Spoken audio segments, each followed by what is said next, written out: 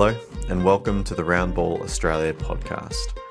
I'm very pleased to say today we are joined by none other than current Socceroo and Parma player Alessandro Circati. A massive thank you goes out to Alessandro for carving out a decent chunk of his time to speak with us in this episode, and the team at Parma as well for helping us coordinate this interview. In the piece, Alessandro talks about the crazy story where he was stuck in Italy during COVID, couldn't get a flight home, back into WA, tried to go for some training and turned into a full-time contract with Parma and set his course to what would end up being promotion into the Serie A, a top 5 European league. He gives some very unique advice that we don't often hear for young Australians who want to make it over in Europe, talks about the differences between Australian and Italian football culture and football in general, his relationship with his father who also played at Parma. He gives us a little bit of insights into his non-selection for the senior and under-23 Asian Cup squads, and talks about his dream of playing for the Socceroos at the World Cup. Now, we do apologise for a little bit of the audio in this episode.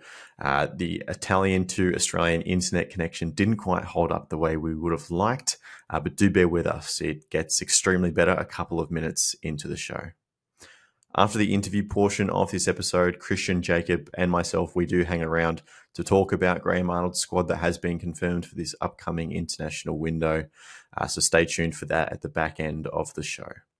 If you do enjoy this piece of content, please do let us know. Leave reviews, likes, ratings, wherever you're watching us on YouTube, Spotify, Apple Podcasts, all the different platforms. Because at the end of the day, this show is nothing without the people that listen to it. We've committed to doing 2 episodes per week over the off-season, and we've received a tremendous amount of support in viewership and ratings as well. So we do appreciate everyone that's been listening to our show, but we would love to know what we can do better heading into a bigger and stronger new A-League season. Thank you very much and enjoy the episode. All right. Well, we're very happy now to be able to welcome in Alessandro Circati into the podcast. Alessandro, thank you very much for carving some time out for us today. Hello, thank you for having me on the podcast.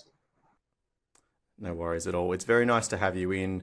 Obviously, we've been watching from afar as you've made the jump up in from Serie B to Serie A this year with Parma. What's it been like, stepping into a top 5 European league in the Serie A? Are you living your dream? Yeah, it's been a big difference, big step compared to what it was last year. Obviously, playing our first 2 games, Fiorentina, AC Milan now. Napoli, it's now you start playing against the big teams with big names, big players, and it's completely different now.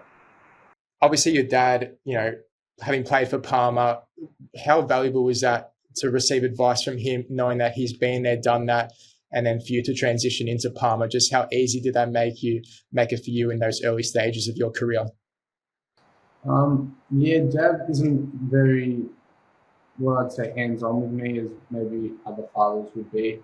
Even though he's lived there and been a football player, he's quite free. He's not so hands-on. Lets me do my own thing. Lets me think for myself, and obviously lets the club directly speak to me. He's just sort of, overshadows in the background. He just looks over everything, and obviously when decisions are made, he'll say, look, I think you made the right decision, look, I think you made the wrong decision, but he doesn't influence my decisions in any way. He's, as I said, he's very in the background. He's not so hands-on.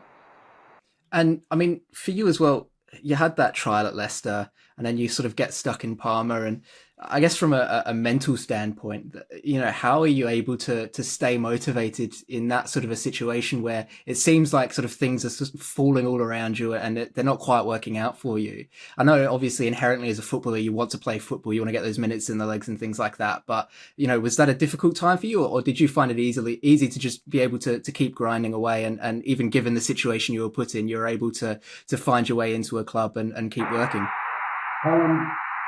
It's a bit of a mix. Obviously, it wasn't easy because there was lots of uncertainty. So I wasn't sure what was happening for myself. So that's not easy because you don't know. I could just be wasting my time. So that's not easy. Easy parts are being in Europe. That's very close to everything. Tomorrow a club could want you, you can go take a quick flight. But the hard bit was the uncertainty, not knowing what I was doing tomorrow, what I was doing in 2 months' time. So a bit of a mix. Yeah, I think that's something a lot of people can relate to during that time. You talked about other clubs potentially wanting you. You were linked to a couple of big clubs, last January, I think it was. Napoli, who you're coming up against this weekend, at least we heard those rumours, a couple of Premier League clubs as well. Number one, was there much truth to those links? But number two, what is it like just to hear your name alongside those clubs as well? Obviously, to hear my name alongside the clubs, it's an honour. Obviously, being wanted is always a positive. It's better to be wanted than unwanted. But regarding whether they were rumours or not, I can't speak on that. That's not my my area where I can be speaking about that now. So yeah. Fair enough. Are you much of a planner? Do you, obviously this stuff has kind of all just happened around you, but do you have goals in your head or in where you want to be in your career at certain points? Some people maybe are very, direct and quite punctual with their goals. I think my goals are quite open. I just, want to play obviously in top divisions in the world is obviously a goal of mine. I'm not too, maybe someone will say I want to play in this team, this league. That's not me, because that's not football. Football is an open book and things change from one day to the other. So my goals are quite broad and open. They're not so direct, and yeah. In terms of tactically on the pitch, I mean, obviously you grew up in Australia, having played, for Perth Soccer Club, and then obviously making the trip overseas. Can you just explain a few of the differences, between game style, tactics? How is it, so different in Italy compared to Australia? Yeah, I've said in another interview. I'm not sure if you guys have heard it. I think the difference is the number of players, the number of competition which you have. For example, in Perth, there might be four or five people who are, the best in a certain position. Whereas in Italy, you can have 1,000, you can have 900, a couple of thousand. So then that's just, even though the difference might be so minimal from the 5 in Australia to the 1,000 in Italy, the difference is one is 1,000, the other is 5. So people live a different culture here. You could say similar to AFL in Australia, but I think here's even much more. It's because I think Australia football has been played more than AFL in Australia. Here's just very much focused on that. Everyone tries their best. Even you can be friends with someone, but at the end of the day, it's all competition. Everyone wants the same thing. Everyone's fighting for one position, which is up for grabs, or however many positions, and there's thousands of people who maybe were good enough to make it, but numbers didn't fit them in, and they were unlucky in that, and they didn't. And did it take you much time to sort of get used to that cultural adjustment? Because, like you said, it's a pretty big shift in terms of how seriously football is taken over there, in the European continent versus over here in Australia. Was that something that was a bit of a shock to the system, or were you able to just slip right into it because you were just focused on, achieving what you came there to do? Yeah, as I said, I was here not thinking about everything. So I sort of went to training, not thinking about all the competition, all this, the seriousness of it. I just went into training just to for myself, just to train. So that could be a positive. I wasn't thinking too much about other people. I was more worried about myself, thinking, keep myself fit, keep myself ready to go back to Australia. And when I'm in Australia, I'll keep playing and try my luck there. So maybe that was a blessing in disguise. I wasn't exactly there to compete. I was there for myself, but one thing come with the other. I was training for myself, and the next day I was competing with other people in my team for a spot to play. We've seen a lot of young Australians go overseas, and a lot of it's happening really recently with the interest that's come to Australian football after the last 2 World Cups. Do you, like, going through this experience, like, a lot of the conversation we have is about, when is the right time for an Australian player to go overseas and test themselves?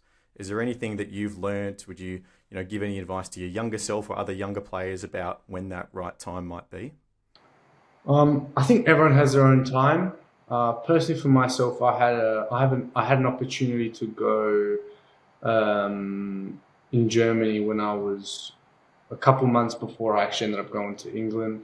My coach at the time told me, "Look, I don't think you're ready. Give yourself a few months." And he helped me there. He obviously saw what he saw, and he suggested me, I think, in a couple months you could be more ready. And I listened to him, and I did exactly what he told me, and that's what I did. But then other people, everyone's got their own time, depending how easy people can adapt at what ages, because maybe someone's better to go over when they're more mature, because when they're younger, they might struggle and get homesick and want to go back home, and then, that's sort of the end of it.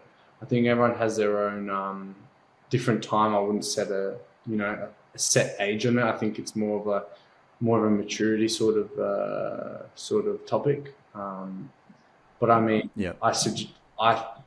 I believe from my experiences, if you're coming from not making a professional transfer, I think before the age of 18, you have to be within Europe, and to actually get a chance. Because I think, obviously, if you're making a professional transfer, it's completely different. For example, I know Nesta from Adelaide to Bayern, that's different. If you're playing in a non-professional environment, then I think before the age of 18, you have to be in Europe to actually try.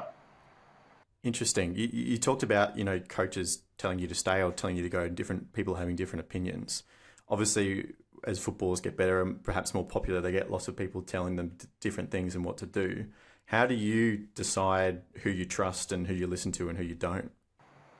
Well, I think I had this coach at the time for a couple of years, and he was he did everything right by me, and I feel like I had my trust in him, because he had my development in his hands, and he saw something of me, and I didn't see why he would try do a bad thing from my behalf. I didn't see a reason for him. There was nothing in it for him.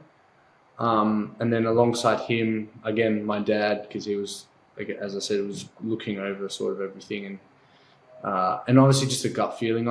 It's happened a few times. My choices are made on, I picture myself somewhere and I see if I'm happy or if I'm not happy, and then I picture the opposite and I see if I'm happy and I'm not happy. So it's more of a gut feeling. What makes myself happy, because the last thing you want to do is force yourself into something, not be happy, and then you're not performing, and then so you're just wasting your own time.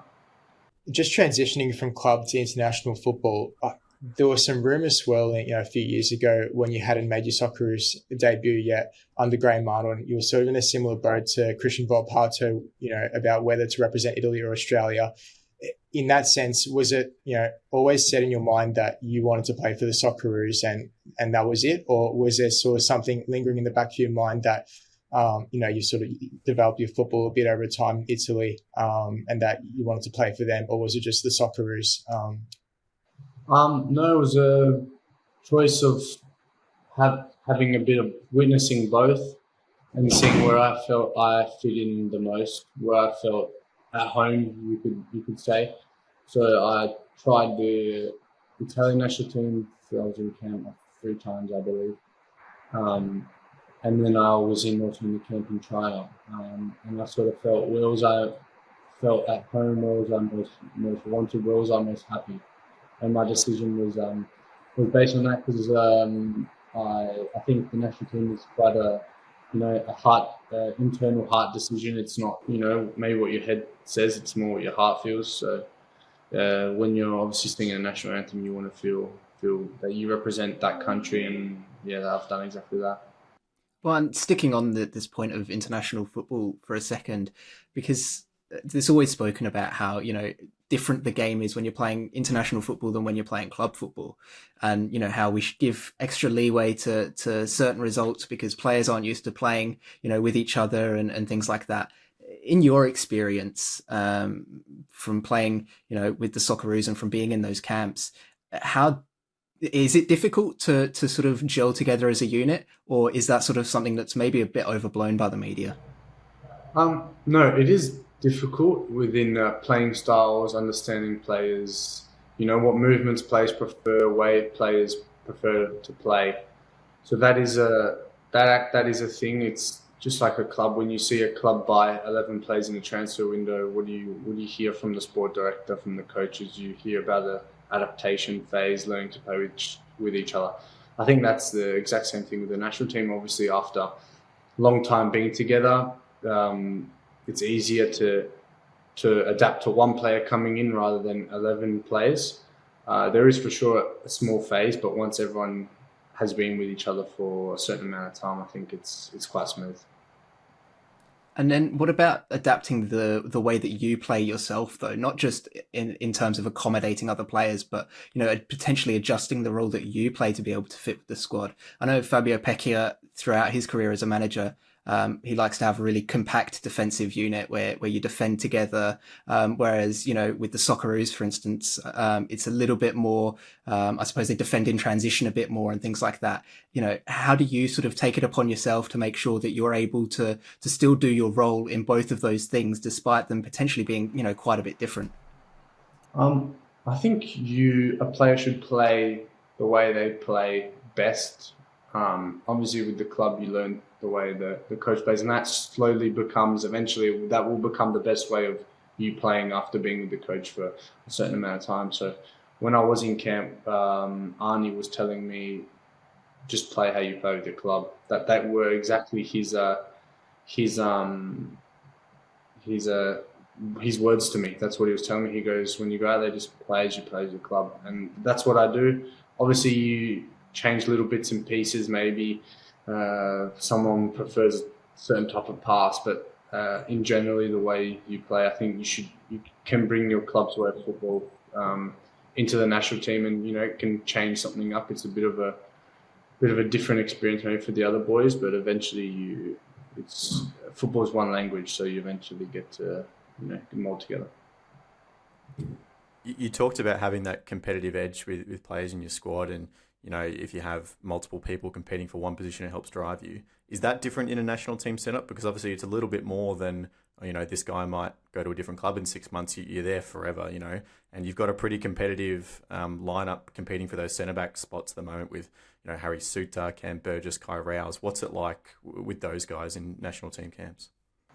I don't have a problem with competition. I personally like my competition. With no disrespect to anyone, when there is a competition, I obviously want to be better than them. And I'm sure being athletes, they want to be better than me. But that only makes me better, makes you better. At the end of the day, that could make you move to a better club, earn more money, be happier, So I think it can only help you in a certain way. Obviously, the downside of it is maybe playing less games for your national team, sitting on the bench for the national team. But I think in the bigger perspective, if you look at it in an open way, it can actually improve your career in a certain way. Just like, for example, someone constantly having to have, I don't know, a world-class player in their position, they will eventually maybe not surpass him to play, but they will slowly catch up to him, and then they can move on to another place, and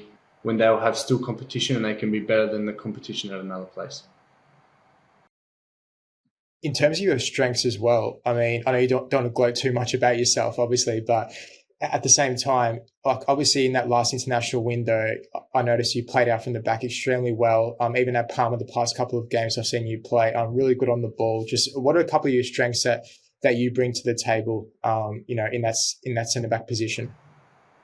Yeah, I think from what people say, my strengths are, I think, obviously defending man on man. I think I'm fast and I'm good in 1v1 defending. So personally, I think and I believe that's probably my biggest strength. One-on-one defending and playing man on man. And then obviously I'm good at some parts of the game and I'm not so good at other parts, and I think that's every player, and my goal is to make the parts that I'm not so good at good and the parts that I'm good at excellent. So that's what I tried to do. And is that something that you sort of in training, aside from just it being things like, this is the game plan that we're going to go with against this team, for instance, you do spend that time to make sure that you're not just honing the skills that you do have, but also, working on those weaker spots as well. And, do you get support from coaching staff to be able to do that sort of stuff? Or is it something you have to take the initiative with?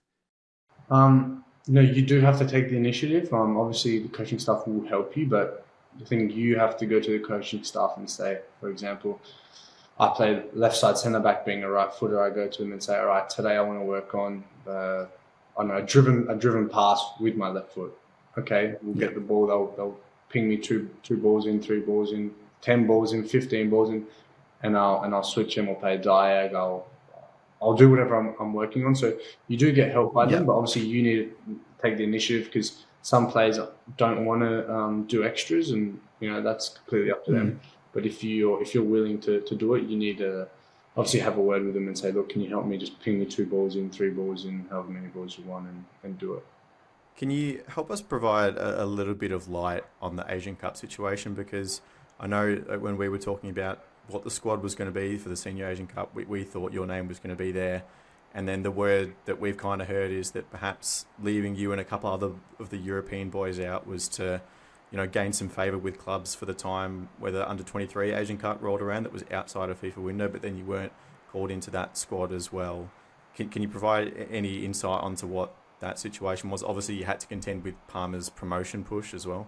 Yeah. No, I don't think the under-23 was realistically ever going to be an option because of the situation we were in. Maybe if we were already secured promotion, then yes, or already couldn't get promotion, then okay. But I think because of the situation we were in, I believe, I'm not sure, but I think that was almost impossible. And even the Australia would have known, because trying to get promotion, you're in the fighting stages, playing every match. I think it'd be obviously a tricky situation to just leave 3/4 away through the season and do something else. Regarding the Asian Cup, that's something between me and Arnie that we had a chat about, seeing what was best for the team and what was best also for myself at the time, and we made a decision, and he called up the squad of however many players that he decided. In terms of that communication as well with Graham Arnold, how often regularly does he touch base with you? Is it once every few weeks, every few months? Does he check in on you regularly to see how you're going at Parma, or is it just sort of a month-by-month basis? He has people, for example, the physios, the running coaches, and people like that who do check in on me probably once or twice a week. So very often. Arnie obviously less. I think that's quite normal. Being the head coach, he sort of has to oversee everything. I'd probably say I'd receive a message from him, once every few months or before every camp or something like that. But we are kept in the loop of things through the physios and stuff like that. And on your Socceroos sort of journey, I mean, you managed to get your competitive debut back where I guess all of this started, in Perth, in front of family and friends. Was that a special moment for you? Like, put it into words how you felt in that moment, in that game. It was great. Obviously, it was my first time playing in Perth as a professional. Before I was just playing as a little boy, a little kid.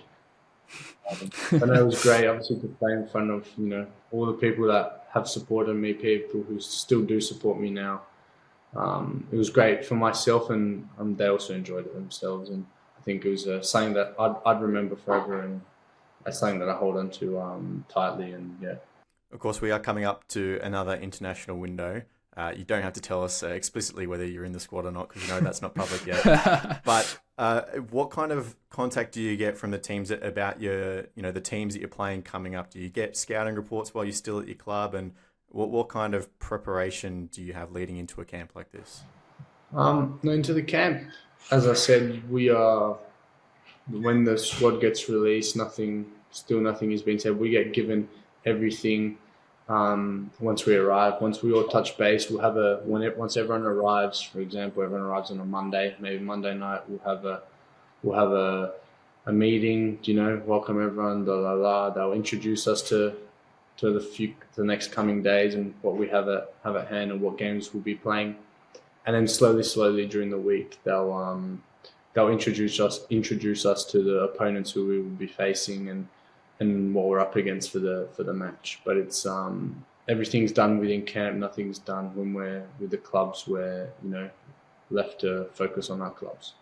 In terms of the actual Socceroos squad as a whole, obviously, the past couple of years we've seen a lot of Aussies now going abroad overseas. It's great to see because, in previous seasons there's been that question of, not enough Aussie talent going overseas and testing themselves at the top European clubs or the top leagues. Now that we've got that, just how good is that to see, and how easier does it make you in that transition for the Socceroos, knowing that there's, such a talented squad, and is that easier for you to adapt and perform?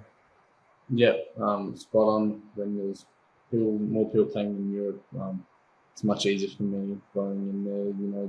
They sort of have the European touch to it. They're used to the type of game here. It's obviously a bit different to the one in Australia, so it's easier to adapt. And players have played against big opponents, big teams, especially now. There's a few of us playing in the top divisions. They're playing against, for example, the boys in Germany are playing against Bayern Munich, Borussia Dortmund. These clubs, the boys in England are playing against the Cities, the Chelseas, the Liverpools, the Arsenals, and myself against Juventus, Milan, Roma. So obviously going into it, you obviously have more faith because that they've been playing these games, and I think even from an outsider perspective, you sort of you can raise the bar with Socceroos higher than what you would do when they're not playing in that division. And how great is it that, from a player's perspective, I guess there's a sort of a bit of a feeling around football, especially with the international teams, with the Socceroos and Matildas. It's something that sort of disappeared for a little while in Australia, and has come back now with obviously the run that the Socceroos had at the last World Cup, with what the Tillies have been doing recently. Do you sort of feel that when you go from switching from club mode, where you've got that support from the fans in Italy, to then still having a decent chunk of support and feeling that when you're playing for Australia? Yeah, obviously you do feel the support. I'd like a bit more. I think there's lots of Australians. I think they can get around the team better, but that's all right. But no, it's good. Obviously I do receive lots of messages and stuff like that. But yeah, it is very different. Obviously, I think once obviously Australia being a whole nation, it's a bit more. Everyone's from everywhere. Everyone's comes from different cultures and stuff like that. Whereas at a club, everyone's a bit more similar in that sense, and everyone's not the same, but everyone comes from similar backgrounds. Everyone's in similar situations. You said you don't like to have your plans or your goals too specific, but that 2026 World Cup in North America, is that one target that you've set that maybe is a little bit more specific? Yeah, that is a specific target set. Yeah. How like that kind of idea of playing for your country at a World Cup, how far back does that dream go? That probably goes as far back as I can really remember football.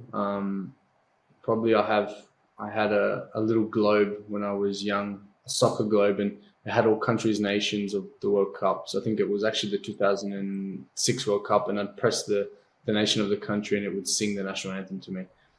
That's probably the furthest back I can go. But then obviously with all the matches and everything, and I think it's just got such a good aura, such good feeling behind the matches. I think there's lots of positivity around all World Cup matches, and yeah, it's great.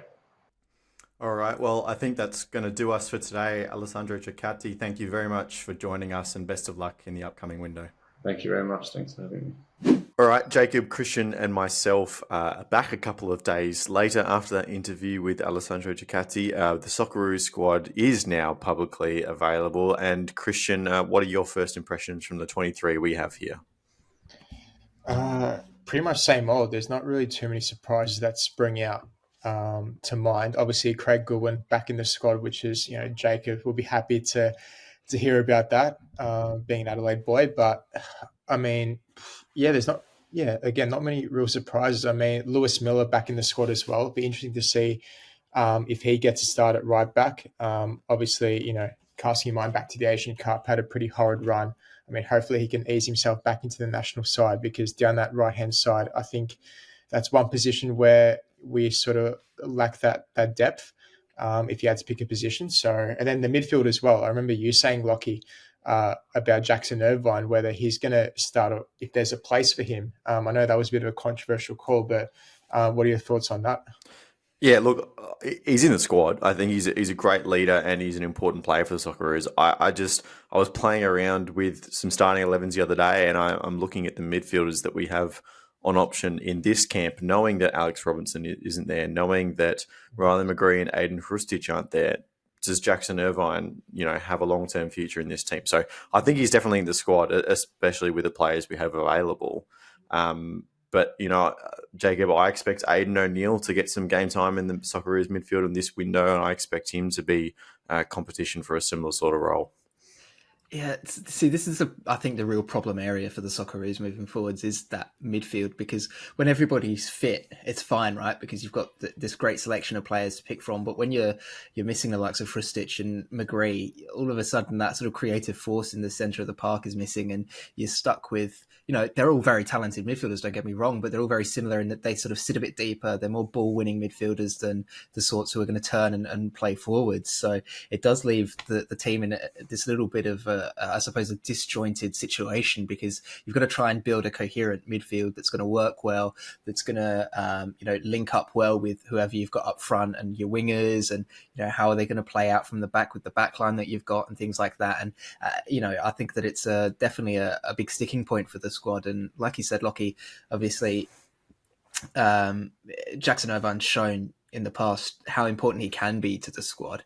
And we did see that at the Asian Cup. There were moments there where he looked like he was one of the only players on the team that was, giving 110% effort in every game. And, he does bring that, and he brings the vibes as well, which of course he's well known for being sort of that change room presence of just being a great guy to have around the team. But in terms of his future in the squad, it's really, I think he will become a break glass in case of emergency sort of player for the Socceroos, because like I said, when you do have a fully fit squad and you can play Hrustic and you can play McGree, you sort of struggle to see where Irvine can fit in, because he's not going to be, somebody who's comfortable as a lone six, playing that defensive midfield role on his own for a whole game. But he's not somebody that's going to be advanced enough to be able to sit in, sort of a more attacking 8 or even, a 10 role in the midfield. So no, it's definitely a big question moving forwards. It would be a shame not to see him get minutes, because he obviously has had such a big impact, and, you can't say he doesn't deserve it, but you've also got to think, how do we put the best foot forward, and how do we get the best team out there that's going to play the best football? And does that involve not playing him? And the answer is quite probably, if you've got the rest of the players available. Yep, absolutely. As we go through the rest of the squad, Paul Izzo keeps his place from the last window. He's technically, in season in Denmark, so good on to him. Left back, we got what we probably expected as his Beige, even though his off-season in the A-League will likely be the starter there. Correct me if I'm wrong, we've seen Kai Rouse cover occasionally as every now and again, just in case. So he'll probably be the second option there. In terms of creative midfielders we talked about, it's probably Josh Nisbet that, along with Connor Metcalf, is the name that jumps out. You talked about the idea that when everyone's fit, it's great. I think we literally had like 45 minutes of Riley McGree and Aiden Hrustic playing alongside each other as two creative outlets in midfield, and then McGree goes down with injury and we have to wait, another 12 months to see it again. So that's disappointing. The only other A-League player, or at least currently listed A-League player, is Adam Taggart. Although he will line up with Mitch Duke and Cassini Yengi, who took a little bit of a knock early on, Christian, but he seems to have returned to fitness and will look to slot straight back into that striker position. Yeah, I don't expect him to start though, not at least the first game. He's just obviously come back from injury. I think it was an ankle problem. So the past couple of games, he's just made a couple of cameos off the bench. So fitness-wise, you'd sort of have to question whether he's in a position to start that first game of the qualification phase. And, you have even someone like Adam Taggart up front. He's already played a few games in pre-season, Australia Cup, a couple of friendlies for Perth Glory. So, he's already off and running, which is good for Graham Arnold. But yeah, I guess it depends on the formation that Arnold opts with. Does he go for a 4-3-3 with two wingers, or does he go with the two central strikers up top? He's experimented with a bit of both recently. I assume he'll go with the 4-3-3, but in these types of games against Bahrain and Indonesia, he might opt to change it up a bit. Yeah, see, I actually disagree. I think he will go with two strikers, but we've seen him play obviously like this 4-4-2 out of possession, which merges into all kinds of different things when you get on the ball. I think Yengi and Duke would be my starting strikers, and then Nesta on the right and Craig Goodwin on the left, who has, of course, recovered from his rib injury as well. So I think that's a really exciting front four if it gets up that way. But in terms of the window overall, Jacob, we've got two opposition in Bahrain and Indonesia that we would expect that we should be beating. But, in this phase of World Cup qualification, anything can happen, but everything is very important, especially knowing that only two teams in this group go directly through to the World Cup, and we have Japan and Saudi Arabia to compete with. Yeah, you've got to be able to take the points where you can get them. It's like with a club league season where if you want to win the league, you've got to beat the teams that you're supposed to beat, and you've got to be able to take points off of the tougher opposition. And this is exactly the same here for the Socceroos, in that you've got to beat the teams that you're supposed to be beating. And there's definitely, I think, scope for, I suppose, a little bit of experimentation with those we've spoken about in the past. It does seem like Arnie knows what he wants to do with this squad now. It does seem like he sort of found something that kind of works, especially with that two up front. There's definite players that sort of seem to have, found their spot in this side. It seems like a lot of it is sort of based around, for example, Jordy Boss, when he's in the side, you can see that it's really based around his movement up the wing. So it does seem like he's sort of starting to find what works for him, which is great. But, when you don't have Jordy Boss in the side because of injury, when you don't have some of those midfielders that we've spoken about because of injury, what can you do to adjust things to make it work? And, you don't want to have to have it come to this where you don't have your best players available, but you've got to be prepared for it. And this is a good opportunity to be able to test a couple of things out. But I do agree with you, Lockie, in that I think that we will see what we've seen from the Socceroos in the past, probably sticking with two up front, especially against Indonesia, Bahrain, where you're expecting perhaps the defence to be a little bit weaker, and you're going to look to capitalise on that by getting bodies forwards as early as possible. But definite chance to trip up. I mean, Bahrain shouldn't be taken lightly, I don't think. Those Middle Eastern sides have come leaps and bounds over the last 5-10 years, and there's a lot of money that's going into football in those countries, and we're starting to see it gradually on the pitch as well with their national sides. So that could be a really tough one. And of course, first game for the Socceroos in the Gold Coast as well, which there's I suppose perhaps a little bit of added pressure there, and you don't want to get off on the wrong foot, but no, you've got to take the wins where you can get them. And I think to start out with Bahrain and Indonesia, there's definitely worse ways that it could have gone. So it'd be good to get into the rhythm of things and start off this campaign, in a positive fashion. Yeah, especially 3 months away as well. Since the last window, we get into a role now where we pretty much have a window per month as we just kick into the start of the new footballing season. Christian, what are your expectations for this window? For this window, 6 points out of 6. Especially that home game against Bahrain. I mean, no excuses really. Like Jacob said, can't take them lightly, but at the same time, if we're not getting points on the board there and it's only top two going through, Saudi and Japan in the group, it's really, really difficult to then play catch up. With the likes of playing Saudi and Japan away from home, it's going to be extremely difficult to get points away from there. So, yeah, really have to nail it down. And it's all about Arnold's, I guess, decision-making, experimentation, because, yes, you can experiment, but at the same time, you need to get this flow-on effect where there's a real rhythm going. So once you get to the games, the Japans and the Saudi Arabias, you're prepared for those types of matches instead of, completely mixing up the squad, changing up the tactics. It just has to be, smooth sailing right throughout. And that's sort of the balancing act for Arnold, I think, during this window. All right, brilliant. I think that will do for this episode of the Round Ball Australia podcast. Thank you again to our friends at Manscaped for supporting this episode of the show. Use code ROUNDBALL for 10% off and free shipping at checkout. Jacob Stevens, thank you, and go Socceroos. That's right. Only when it doesn't matter to England or when it's not the World Cup or anything like that. Yeah, go Socceroos. The classifier as always. Christian, once again, thank you as well. Pleasure, Lockie. Go the Socceroos. Go the Socceroos. There we are. All right, we'll be back on Friday to recap that first game against Bahrain on the Gold Coast, kicking off at 8 p.m. Australian Eastern Time on Thursday night. But thank you all very much for listening. We'll see you then. Goodbye.